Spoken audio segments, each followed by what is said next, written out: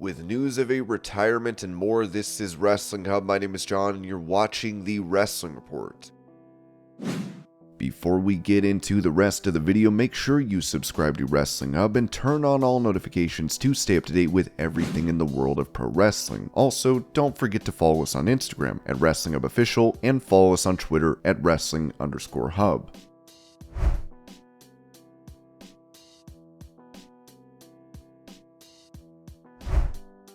When asked about a potential return to in-ring action, Nigel McGuinness told the Two-Man Power Trip of Wrestling podcast, "That's the million-dollar question, isn't it? Yeah, everybody's asked me that as soon as I went my separate ways from WWE. I can't give a definitive answer other than to say that I certainly feel my strengths at this point in my life are in other aspects of the industry, but I wouldn't rule it out 100% either, you know? There's always that part of you that wants to have that final moment, but sometimes cooler and smarter heads have to prevail. So it's a cliche, of course, just to say never. We've seen a lot of people, Edge, Lita, Trish, a lot of people come back and have really good matches, have a really positive influence on the industry, and in a way are able to help the next generation. I think that's fantastic. So only time will tell what really happens from here. I've got a lot of strings to my bow, and I'm getting ready to fire.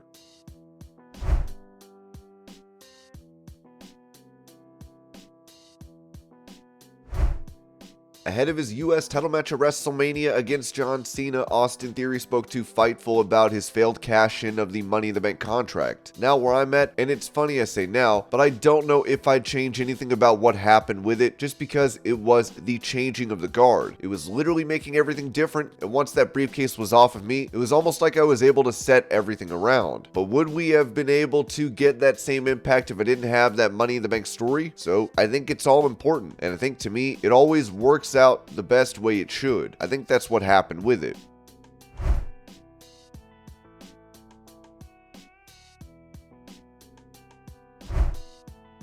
For a Q&A on his 83 Weeks podcast, former WCW President Eric Bischoff was asked if he would return to wrestling and which company he would work for, as he said there wouldn't be. If there was some kind of fun thing that I could do with WWE and Bruce Pritchard, sure, that would be fun. I'd have to be able to do it from home, which makes it impossible and not realistic, and I would not want to be anywhere near AEW in any way, shape, or form.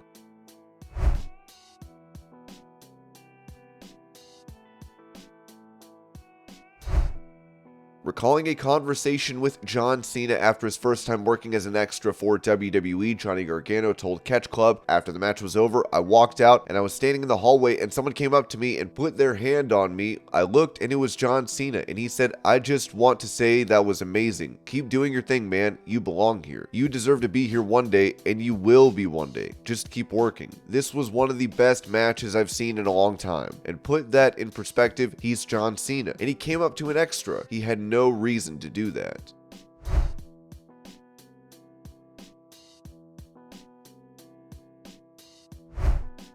During an interview on The Law, Bret Hart mentioned this about the Kliq supposedly receiving widespread praise, saying, "Praise by who? Triple H? The Kliq was a cancer in the dressing room, all of them. I don't doubt that Shawn Michaels is sorry for a lot of that kind of behavior. Kevin Nash was a great wrestler and a good guy, but I don't think he can be that proud of that association. It was a cancerous environment in the dressing room with those guys, and they certainly did more negative than positive harm to the business."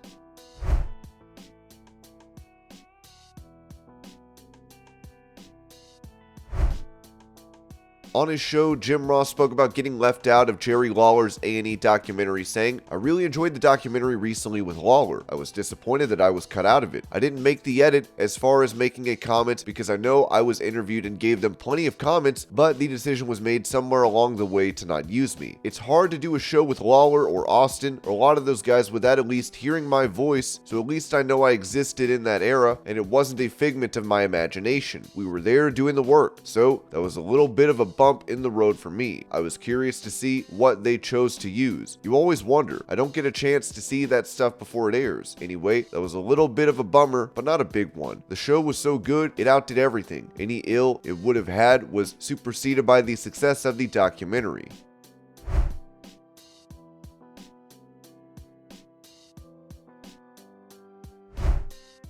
Recalling why Kairi Sane, who is now a free agent, previously left WWE, her translator told 10 Count, "Hi, so you know she was actually in perfect condition. She was perfectly fine, but the reason she got back was because she got married."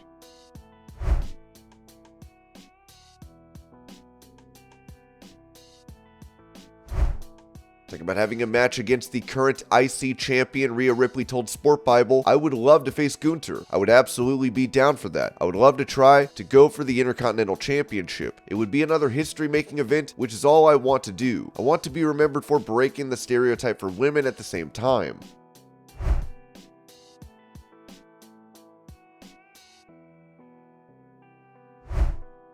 Recalling her feud with Mickie James, Trish Stratus revealed plans for Beth Phoenix to be involved, saying, yeah, she was going to be the enforcer of the group. It's funny because they wanted her to be like a strong, silent type, which is cool and powerful. When we looked at how she ended up coming back, it was much better. I think she didn't need to be in our thing and it just worked. It would have been a fun trio for sure, and especially when the storyline turned, it would have been interesting to see how it played out between us. But yeah, I think everything played out the way it should have when I look back at everything.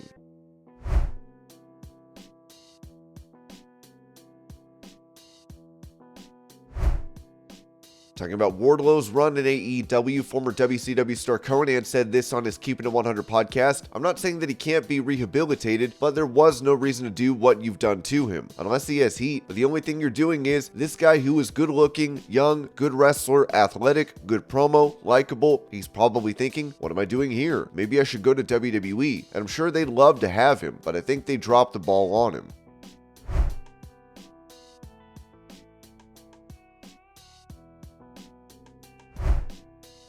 Asked what she has left to accomplish, Charlotte Flair told The Athletic, "Well, I can beat my dad's record for one, to hold the most world titles in the company, also to have a mixed tag match with Bad Bunny, and I've never won Money in the Bank. He's a student of the game. I hope he reads this. I have never asked to take a picture with a celebrity when they've come backstage, but I was like, can I please get a picture with Bad Bunny? What he has accomplished within our industry is incredible. It just goes to show how much respect he has for what we do and how, when he puts his mind to something, he goes for it 100%. I thought it was really cool. Well, I want to tag team with Bad Bunny. I want to wrestle with my husband, whether that's being his manager or a mixed tag couple. I don't know. I just take it day by day. I feel like I get better every year. I think that says a lot, considering I have done it all, that I'm still not complacent. I don't think anyone thought women would main event WrestleMania 35 when we did. So, in my mind, I still think that I'm going to work hard to create something that people thought was unobtainable. I don't know what that looks like, but I know it's out there."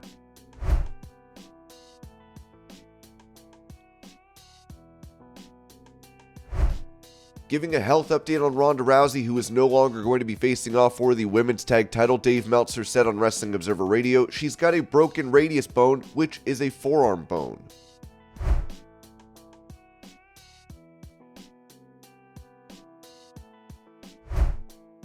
Speaking of previous plans for Ronda Rousey prior to her injury, it was noted that Fightful Select had reported over the past months that originally Ronda Rousey was scheduled to face Raquel Rodriguez at the Royal Rumble, where she was scheduled to retain the SmackDown Women's Championship. We were told that was the plan until December, when creative couldn't be agreed upon heading into the WrestleMania season. By that time, Rhea Ripley had long been planned to win the Royal Rumble, where she'd challenge Ronda Rousey for the SmackDown Women's Championship at WrestleMania. Over on the Raw brand, a returning Charlotte would have challenged Bianca Belair for the Raw Women's Championship. At the time these plans were in effect, late November, early December, Charlotte had still been off television for quite some time, and the long-rumored Becky Lynch versus Ronda Rousey match for WrestleMania was no longer happening. Those familiar with the situation said that Ronda Rousey preferred and pushed for the tag team with Shayna Baszler, that we now see playing out on WWE television, which is slated to end up with them challenging for the WWE tag team titles.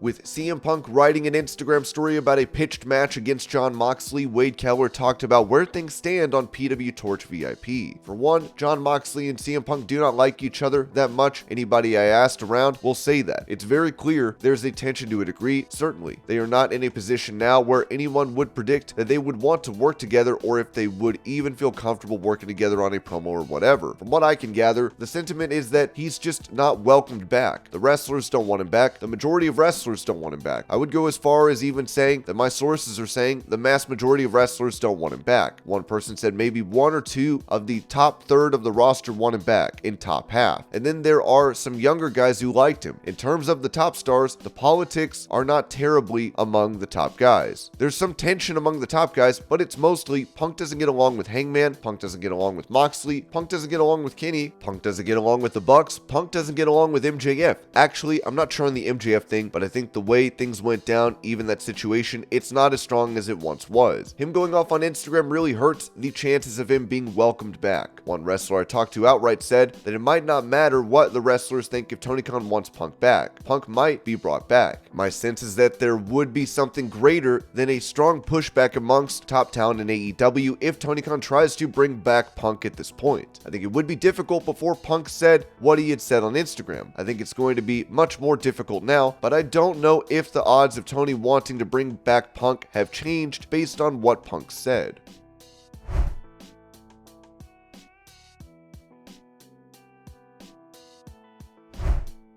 Touching on the push that Sami Zayn has received in WWE, it was reported that a WWE higher-up began speaking with Fightful around the Elimination Chamber pay-per-view, speaking on the progression of Sami Zayn and the rumors that WWE did not view him as a top performer. While the higher-up spoke on the condition of anonymity, they said that the company has been ecstatic about Zayn's performance and crowd reactions. He's headlined a pay-per-view, he is the focal point of our biggest shows, he's main eventing Raw, and is 1B for the biggest storyline in the company. Elimination Chamber didn't happen in his hometown by accident. For anyone to say that we don't view him as a top guy just hasn't been watching the program or are fabricating things. We had a solid set of plans in order both for him and the championship. Just because he isn't competing for the championship doesn't mean he isn't viewed at that level. He's been the MVP since last summer, and I couldn't see many disagreeing with that point, the source said. Internal WWE documents had Kevin Owens and Sami Zayn slated to compete for the tag team titles as far back as November. The higher-up reportedly spoke well of Zayn and how easy he's been to deal with throughout his major push.